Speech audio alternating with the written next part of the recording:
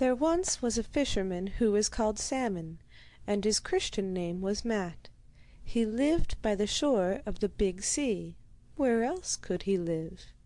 He had a wife called May. Could you find a better name for her? In winter they dwelt in a little cottage by the shore, but in spring they flitted to a red rock out in the sea and stayed there the whole summer until it was autumn. The cottage on the rock was even smaller than the other. It had a wooden bolt instead of an iron lock to the door, a stone hearth, a flagstaff, and a weathercock on the roof. The rock was called a tola, and was not larger than the market-place of a town. Between the crevices there grew a little rowan tree and 4 alder bushes. Heaven only knows how they ever came there. Perhaps they were brought by the winter storms. Besides that, there flourished some tufts of velvety grass, some scattered reeds, 2 plants of the yellow herb called tansy, 4 of a red flower, and a pretty white one. But the treasures of the rock consisted of 3 roots of garlic, which May had put in a cleft. Rock walls sheltered them on the north side, and the sun shone on them on the south. This does not seem much, but it sufficed May for a herb plot. All good things go in threes, so Matt and his wife fished for salmon in spring, for herring in summer, and for cod in winter. When on Saturdays the weather was fine and the wind favourable, they sailed to the nearest town, sold their fish, and went to church on Sunday. But it often happened that for weeks at a time they were quite alone on the rock Atolla, and had nothing to look at except their little yellow-brown dog, which bore the grand name of Prince, their grass-tufts, their bushes and blooms, the sea-bays and fish, a stormy sky, and the blue, white-crested waves. For the rock lay far away from the land, and there were no green islets or human habitations for miles round. Only here and there appeared a rock of the same red stone as Atolla, besprinkled day and night with the ocean spray.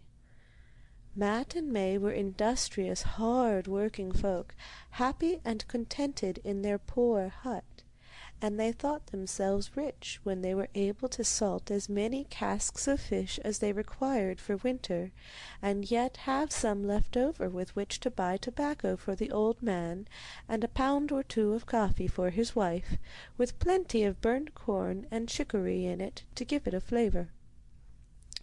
Besides that, they had bread, butter, fish, a beer cask, and a buttermilk jar. What more did they require? All would have gone well had not May been possessed with a secret longing which never let her rest, and this was, how could she manage to become the owner of a cow? "What would you do with a cow?" asked Matt. "She could not swim so far, and our boat is not large enough to bring her over here. And even if we had her, we have nothing to feed her on." "We have 4 alder bushes and 16 tufts of grass," rejoined May. "Yes, of course," laughed Matt, "and we also have 3 plants of garlic. Garlic would be fine feeding for her." "Every cow likes salt herring," rejoined his wife. "Even Prince is fond of fish." "That may be," said her husband. "Methinks she would soon be a dear cow if we had to feed her on salt herring. All very well for Prince, who fights with the gulls over the last morsel. Put the cow out of your head, mother. We are very well off as we are." May sighed. She knew well that her husband was right, but she could not give up the idea of a cow. The buttermilk no longer tasted as good as usual in the coffee. She thought of sweet cream and fresh butter, and how there was nothing in the world to be compared with them. One day, as Matt and his wife were cleaning herring on the shore, they heard Prince barking, and soon there appeared a gaily painted boat with 3 young men in it, steering towards the rock. They were students on a boating excursion and wanting to get something to eat. "Bring us a junket, good mother," cried they to May.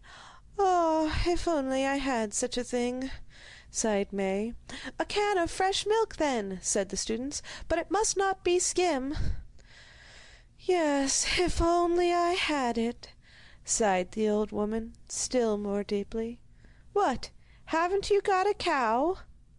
May was silent. This question so struck her to the heart that she could not reply. "We have no cow," Matt answered, "but we have good smoked herring, and can cook them in a couple of hours." "All right, then, that will do," said the students, as they flung themselves down on the rock, while 50 silvery white herring were turning on the spit in front of the fire. "What's the name of this little stone in the middle of the ocean?" asked one of them. "Atolla," answered the old man. "Well, you should want for nothing when you live in the Sea King's dominion." Matt did not understand. He had never read Kalevala, and knew nothing of the sea gods of old, but the students proceeded to explain to him. Footnote: Kalevala is a collection of old Finnish songs about gods and heroes. End footnote. "Ahti," said they, "is a mighty king who lives in his dominion of Atolla, and has a rock at the bottom of the sea, and possesses besides a treasury of good things. He rules over all fish and animals of the deep. He has the finest cows and the swiftest horses that ever chewed grass at the bottom of the ocean. He who stands well with Ahti is soon a rich man, but one must beware in dealing with him, for he is very changeful and touchy. Even a little stone thrown into the water might offend him, and then, as he takes back his gift, he stirs up the sea into a storm and drags the sailors down into the depths. Ahti owns also the fairest maidens, who bear the train of his queen Wellamos, and at the sound of music they comb their long flowing locks, which glisten in the water." "Oh," cried Matt, "have your worships really seen all that?" "We have as good as seen it," said the students. "It is all printed in a book, and everything printed is true." "I'm not so sure of that," said Matt, as he shook his head. But the herring were now ready, and the students ate enough for 6, and gave Prince some cold meat which they happened to have in the boat. Prince sat on his hind legs with delight, and mewed like a pussy-cat. When all was finished, the students handed Matt a shining silver coin, and allowed him to fill his pipe with a special kind of tobacco. They then thanked him for his kind hospitality and went on their journey, much regretted by Prince, who sat with a woeful expression and whined on the shore as long as he could see a flip of the boat's white sail in the distance. May had never uttered a word, but thought the more. She had good ears, and had laid to heart the story about Ahti. How delightful, thought she to herself, to possess a fairy cow! How delicious every morning and evening to draw milk from it, and yet have no trouble about the feeding, and to keep a shelf near the window for dishes of milk and junkets. But this will never be my luck. "What are you thinking of?" asked Matt. "Nothing," said his wife. But all the time she was pondering over some magic rhymes she had heard in her childhood from an old lame man, which were supposed to bring luck in fishing. "What if I were to try?" thought she. Now this was Saturday, and on Saturday evenings Matt never set the herring net, for he did not fish on Sunday. Towards evening, however, his wife said, "Let us set the herring net just this once." "No," said her husband, "it is a Saturday night." "Last night was so stormy, and we caught so little," urged his wife. "To-night the sea is like a mirror, and with the wind in this direction the herring are drawing towards land." "But there are streaks in the northwestern sky, and Prince was eating grass this evening," said the old man. "Surely he has not eaten my garlic!" exclaimed the old woman. "No, but there will be rough weather by tomorrow at sunset," rejoined Matt. "Listen to me," said his wife. "We will set only one net close to the shore, and then we shall be able to finish up our half-filled cask, which will spoil if it stands open so long." The old man allowed himself to be talked over, and so they rowed out with the net. When they reached the deepest part of the water, she began to hum the words of the magic rhyme, altering the words to suit the longing of her heart.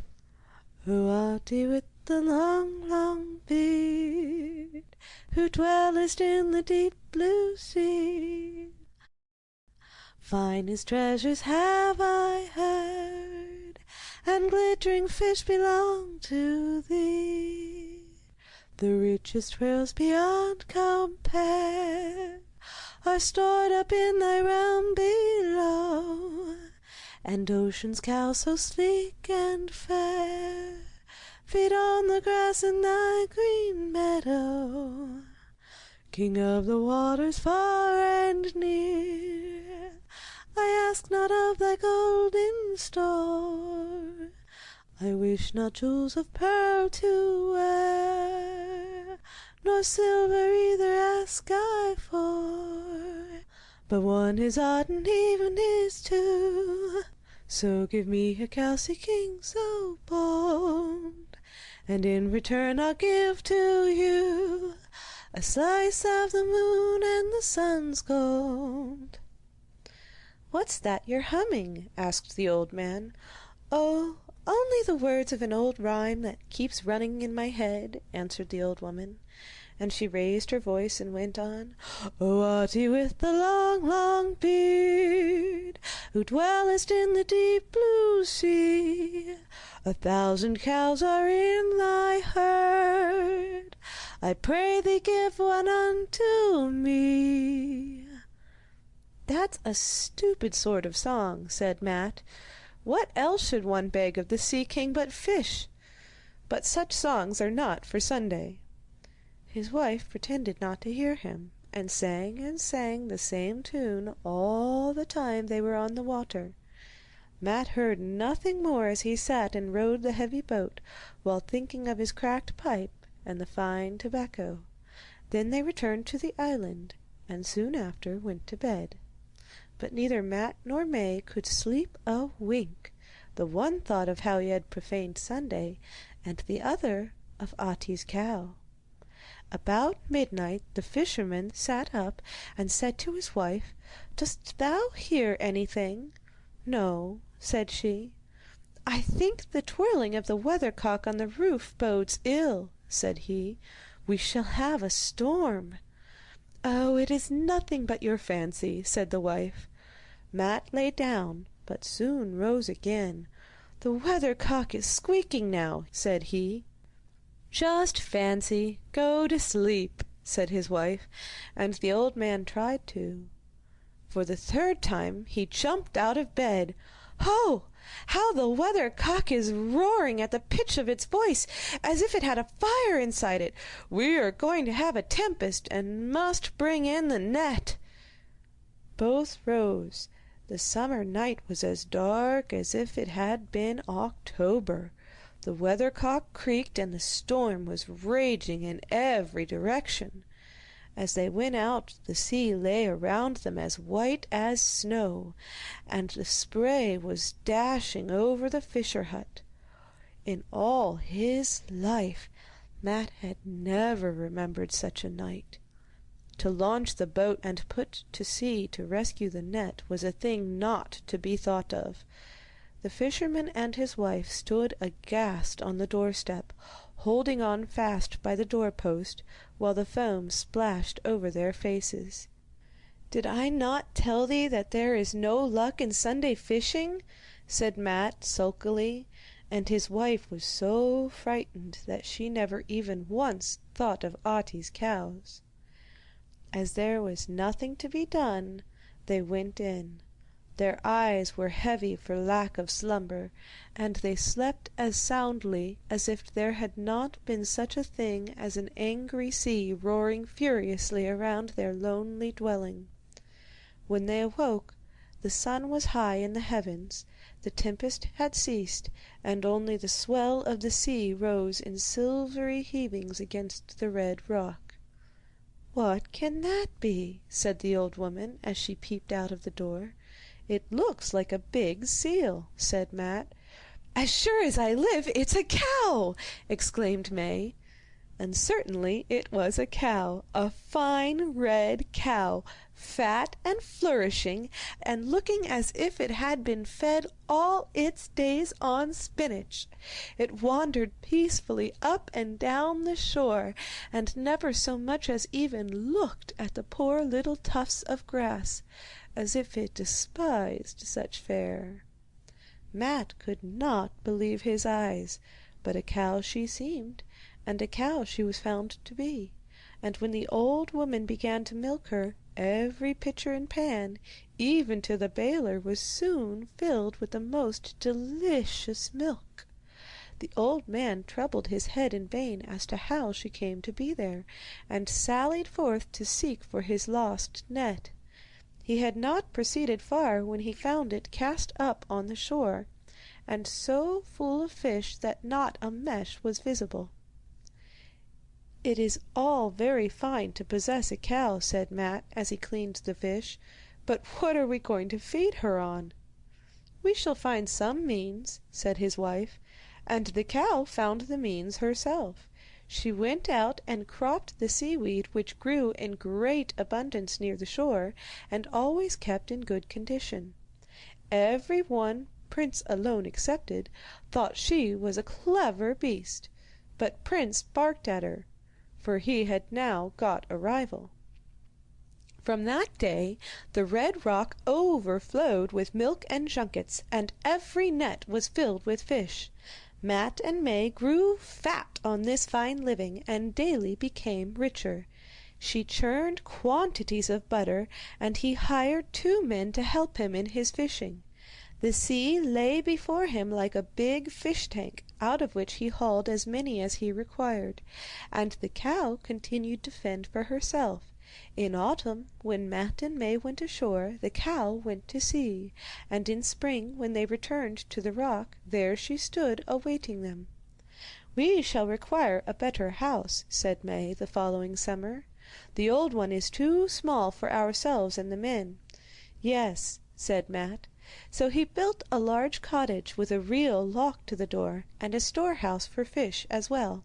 And he and his men caught such quantities of fish that they sent tons of salmon, herring, and cod to Russia and Sweden. "I am quite overworked with so many folk," said May. "A girl to help me would not come amiss." "Get one then," said her husband, and so they hired a girl. Then May said, "We have too little milk for all these folk. Now that I have a servant, with the same amount of trouble she could look after 3 cows." "All right then," said her husband, somewhat provoked. "You can sing a song to the fairies." This annoyed May, but nevertheless she rowed out to the sea on Sunday night and sang as before: "O Ahti with the long, long beard, who dwellest in the deep blue sea, 1,000 cows are in thy herd, I pray thee give 3 unto me." The following morning, instead of 1, 3 cows stood on the island, and they all ate seaweed and fended for themselves like the first one. "Art thou satisfied now?" said Matt to his wife. "I should be quite satisfied," said his wife, "if only I had 2 servants to help, and if I had some finer clothes. Don't you know that I am addressed as Madam?" "Well, well," said her husband. So May got several servants and clothes fit for a lady. Everything would be perfect if only we had a little better dwelling for summer. You might build us a 2-story house and fetch soil to make a garden. Then you might make a little arbour up there to let us have a sea view, and we might have a fiddler to fiddle to us of an evening, and a little steamer to take us to church in stormy weather." "Anything more?" asked Matt. But he did everything that his wife wished. The rock Atolla became so grand, and May so grand, that all the sea urchins and herring were lost in wonderment. Even Prince was fed on beefsteaks and cream scones, till at last he was as round as a butter jar. "Are you satisfied now?" asked Matt. "I should be quite satisfied," said May, "if only I had 30 cows. At least that number is required for such a household." "Go to the fairies," said Matt. His wife set out in the new steamer and sang to the sea king. Next morning 30 cows stood on the shore, all finding food for themselves. "Knowst thou, good man, that we are far too cramped on this wretched rock, and where am I to find room for so many cows? There is nothing to be done but to pump out the sea." "Rubbish," said his wife. "Who can pump out the sea?" "Try with thy new steamer, there is a pump in it." May knew well that her husband was only making fun of her, but still her mind was set upon the same subject. "I never could pump the sea out," thought she, "but perhaps I might fill it up if I were to make a big dam. I might heap up sand and stones and make our island as big again." May loaded her boat with stones and went out to sea. The fiddler was with her and fiddled so finely that Ahti and Wellamos and all the sea's daughters rose to the surface of the water to listen to the music. "What is that shining so brightly in the waves?" asked May. "That is sea foam glinting in the sunshine," answered the fiddler. "Throw out the stones," said May. The people in the boats began to throw out the stones, splash, splash, right and left into the foam. One stone hit the nose of Wellamos' chief lady-in-waiting. Another scratched the sea queen herself on the cheek. A third plumped close to Ahti's head and tore off half of the sea king's beard. Then there was a commotion in the sea. The waves bubbled and bubbled like boiling water in a pot. "Whence comes this gust of wind?" said May, and as she spoke the sea opened and swallowed up the steamer. May sank to the bottom like a stone, but stretching out her arms and legs she rose to the surface, where she found the fiddler's fiddle and used it as a float. At the same moment she saw close behind her the terrible head of Ahti, and he had only half a beard. "Why did you throw stones at me?" roared the sea king. "Oh, your majesty, it was a mistake. Put some bear's grease on your beard, and that will soon make it grow again." "Dame, did I not give you all you asked for, nay, even more?" "Truly, truly, your majesty. Many thanks for the cows." "Well, where is the gold from the sun and the silver from the moon that you promised me?" "Ah, your majesty, they have been scattered day and night upon the sea, except when the sky was overcast," slyly answered May. "I'll teach you!" roared the sea king, and with that he gave the fiddle such a puff that it sent the old woman up like a skyrocket on to her island. There Prince lay, as famished as ever, gnawing the carcass of a crow. There sat Matt in his ragged grey jacket, quite alone on the steps of the old hut, mending a net. "Heavens, mother," said he, "where are you coming from at such a whirlwind pace? And what makes you in such a dripping condition?" May looked around her amazed, and said, "Where is our 2-story house?" "What house?" asked her husband. "Our big house, and the flower garden, and the men, and the maids, and the 30 beautiful cows, and the steamer, and everything else." "You are talking nonsense, mother," said he. "The students have quite turned your head, for you sang silly songs last evening while we were rowing, and then you could not sleep till early morning. We had stormy weather during the night, and when it was past I did not wish to waken you, so rowed out alone to rescue the net." "But I've seen Auntie," rejoined May. "You've been lying in bed dreaming foolish fancies, mother, and then in your sleep you walked into the water." "But there's the fiddle," said May. "A fine fiddle! It is only an old stick.